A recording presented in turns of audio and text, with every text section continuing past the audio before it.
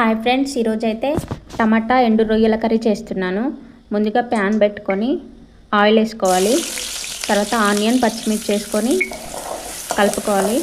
రెడ్గా అయ్యేంత వరకు కలుపుకొని దాంట్లో కొంచెం కరివేపాకు వేసుకోవాలి. కరివేపాకు వేసుకొని కలుపుకోవాలి.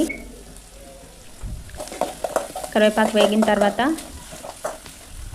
కొంచెం అల్లం వెల్లుల్లి పేస్ట్ వేసుకోవాలి. దాంట్లో అల్లం వెల్లుల్లి పేస్ట్ వేసుకొని పచ్చి వాసన పోయేంత వరకు కలుపుకొని తర్వాత పసుపు వేసుకొని కలుపుకోవాలి.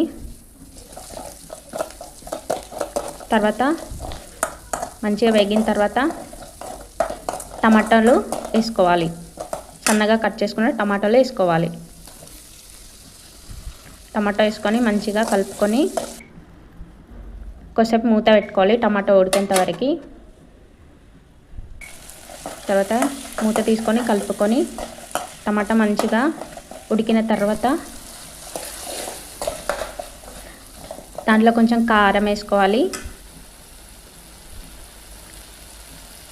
కావాల్సినంత కారం, తగినంత ఉప్పు వేసుకొని కలుపుకోవాలి. తర్వాత ధనియా పౌడర్ కొంచెం వేసుకొని కలుపుకొని ఒక 2 మినిట్స్ మూత పెట్టుకొని ఉడికించుకోవాలి. తర్వాత మూత తీసుకొని ఇలా ఆయిల్ పైకి వచ్చిన తర్వాత మనం కడిగి పెట్టుకున్న రొయ్యలు, ఎండు రొయ్యలు వేసుకోవాలి. వేసుకొని కలుపుకోవాలి.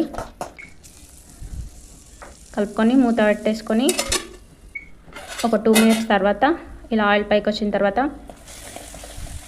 కొత్తిమీర వేసుకోవాలి. ఇలా మంచిగా ఉడికిన తర్వాత కొత్తిమీర వేసుకోవాలి. కొత్తిమీర వేసుకొని కలుపుకొని అంతే, మన టేస్టీ ఎండు రొయ్యలు టమాటా కర్రీ రెడీ అవుతుంది. ఓకేనా ఫ్రెండ్స్, ప్లీజ్ లైక్ చేయండి, షేర్ చేయండి, కామెంట్ చేయండి ప్లీజ్.